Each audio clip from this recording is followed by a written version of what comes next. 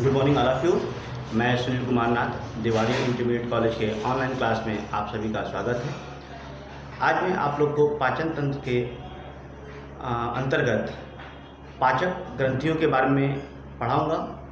पाचक ग्रंथियों में मैंने एक वीडियो पहले ही बताया गया था एक वीडियो के बारे में आपको, और उसमें मैंने आपको लार ग्रंथियाँ तथा आमाशय या जठर ग्रंथियों के बारे में बताया था। आज इस पाचक ग्रंथियों में बहुत ही महत्वपूर्ण टॉपिक यकृत और अग्नाशय के बारे में पढ़ाया जाएगा, और यह वीडियो बायोलॉजी के 6 वीडियो के बाद 7वां वीडियो है, जैसा कि बोर्ड पर लिखा हुआ है। तो आप लोग अपने फेयर रिकॉर्ड में क्रम से इसे नोट करते चलें और बाकायदे फिगर अच्छे से बनाएंगे और उसे तैयार करते चलेंगे। तो स्टार्ट करते हैं।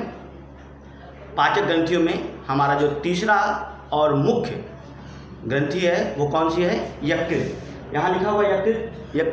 यकृत को हम लोग अंग्रेजी में लीवर भी कहते हैं। तो यकृत जो होता है, आपने आहार काल का जब फिगर बनाया होगा तो यकृत आमाशय के बगल में स्थित होता है और डायफ्राम तंतुपट के ठीक नीचे स्थित होता है, जो कि उदर गुहा का मतलब होता है जहाँ पर हमारी हड्डियाँ खत्म होती हैं। ये पिजड़ा जो रिब केज होता है, पसलियों के बाद का जो हिस्सा, उसे हम लोग क्या कहते हैं? उदर कहते हैं।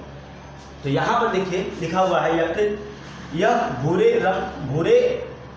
गहरे भूरे या कत्थई रंग की मानव शरीर की सबसे बड़ी पाचक ग्रंथि होती है। अगर आपसे कोई पूछ ले कि मनुष्य में पाई जाने वाली सबसे बड़ी ग्रंथि या पाचक ग्रंथि कौन है, तो वो यकृत होता है।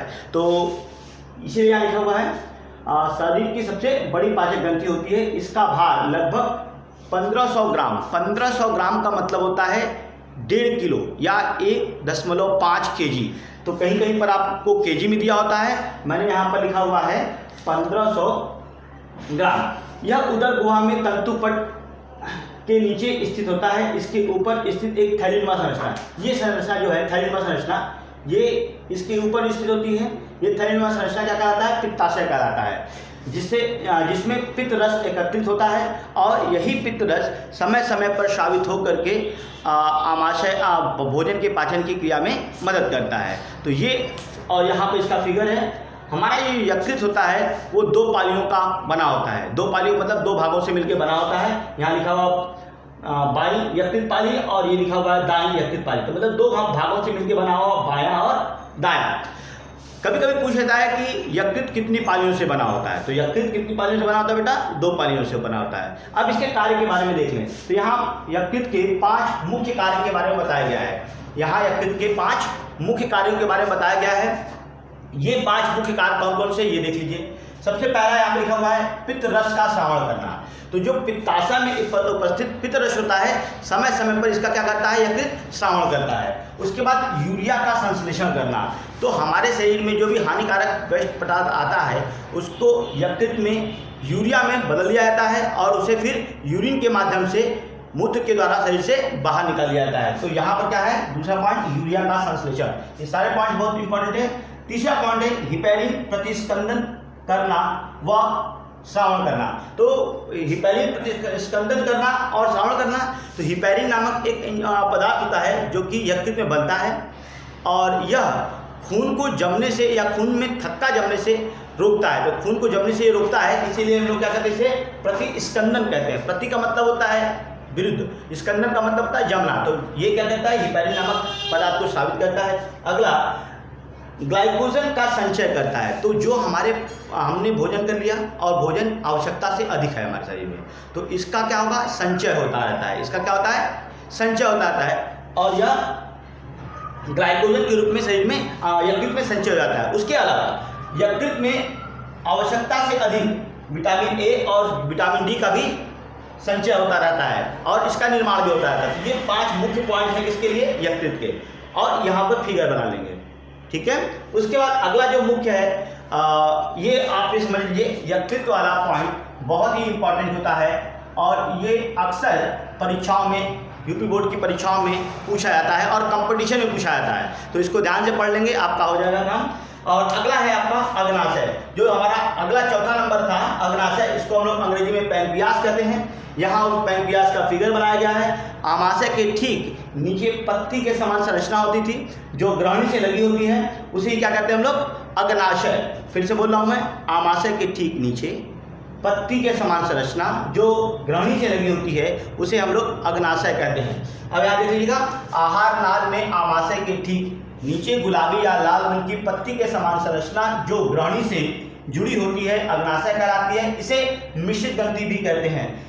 मिश्रित ग्रंथि से क्यों कहते हैं? क्योंकि इसमें अंतःस्रावी और बहिःस्रावी दोनों ग्रंथियों का योग देखने को मिलता है। यह कुछ पदार्थ, कुछ एंजाइम नलिकाओं के माध्यम से स्रावित करता है और कुछ बिना नलिकाओं के। तो ऐसी ग्रंथियां जो नलिकाओं के द्वारा अपने तरल पदार्थ को स्रावित करती हैं उसे बहिःस्रावी ग्रंथि कहते हैं, और ऐसी ग्रंथियां जो बिना नलिकाओं के ही अपने तरल पदार्थ को रक्त के द्वारा एक शरीर के एक भाग से दूसरे भाग को पहुंचाती हैं उन्हें अंतःस्रावी ग्रंथि कहते हैं। तो इस तरह से अंतःस्रावी बहिःस्रावी ग्रंथि को मिलाकर क्या कहते हैं हम लोग? मिश्रित ग्रंथि।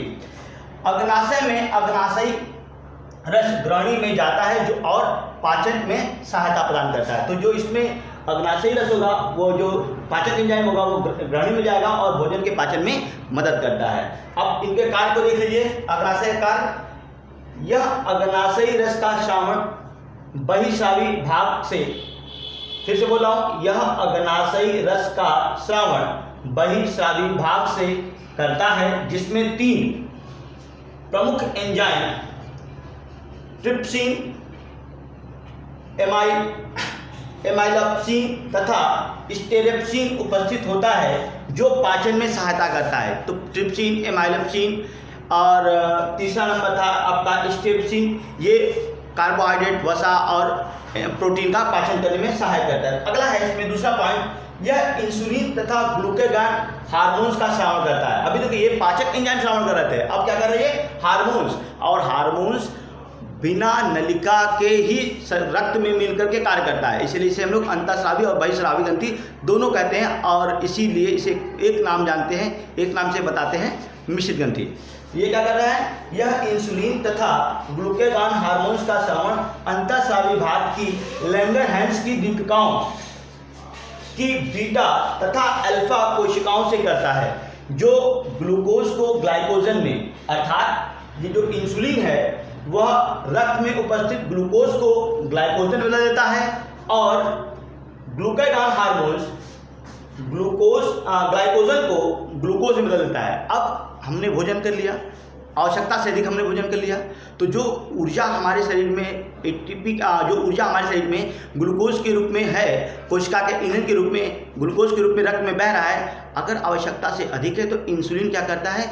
उसे ग्लाइकोजन बदल देता है और यकृत में संचित का, और उसे क्या करता है? ग्लाइकोजन बदल करके शरीर में संचित कर देता है। ठीक है, तो कुछ शरीर में संचित होता है, इसीलिए लोग फैटी हो जाते हैं, मोटे हो जाते हैं, तो कहते हैं लोग कि खाना कम खाओ नहीं तो बहुत मोटे हो जाओगे। तो अब ये संचय हो गया। अब अगर मैं आवश्यकता है बहुत अधिक ऊर्जा की और हमें ऊर्जा नहीं मिल रही, एनर्जी नहीं मिल रही है, तो ग्लूकागॉन हार्मोन साबित होगा और वह शरीर में संचित ग्लाइकोजन को ग्लूकोज में बदल देगा और हमें ऊर्जा मिलने लगेगी। इसीलिए अच्छा, अगर इंसुलिन का श्रावण कम हो तो मधुमेह या डायबिटीज़ रोग हो जाता है। क्यों? क्योंकि रक्त में शुगर का लेवल, ग्लूकोज का लेवल बढ़ जाता है, तो इसी को हम लोग क्या कहते हैं? डायबिटीज़। ठीक है बेटा, तो शरीर में हार्मोन्स का और पाचक रसों का बराबर निकलना बहुत ज़रूरी है और इसके लिए हमें संतुलित आहार लेना होगा। तो इस प्रकार से ये पाचक ग्रंथियों का पॉइंट खत्म होता है। अगला जो अगले वीडियो नंबर 8 में मैं आपको मनुष्य का श्वसन तंत्र बताऊंगा। तो मनुष्य का श्वसन तंत्र, रेस्पिरेटरी सिस्टम ऑफ ह्यूमन, ये हम लोग 8वें वीडियो में पढ़ेंगे। तब तक इसे नोट कर लीजिए और अपने फेयर रिकॉर्ड में अच्छे से लिख लीजिए, उसे पढ़ते रहें। फिगर बहुत सुंदर और साफ सुथरा बनाइए ताकि आप लोग को भविष्य में काम लें। तब तक के लिए धन्यवाद।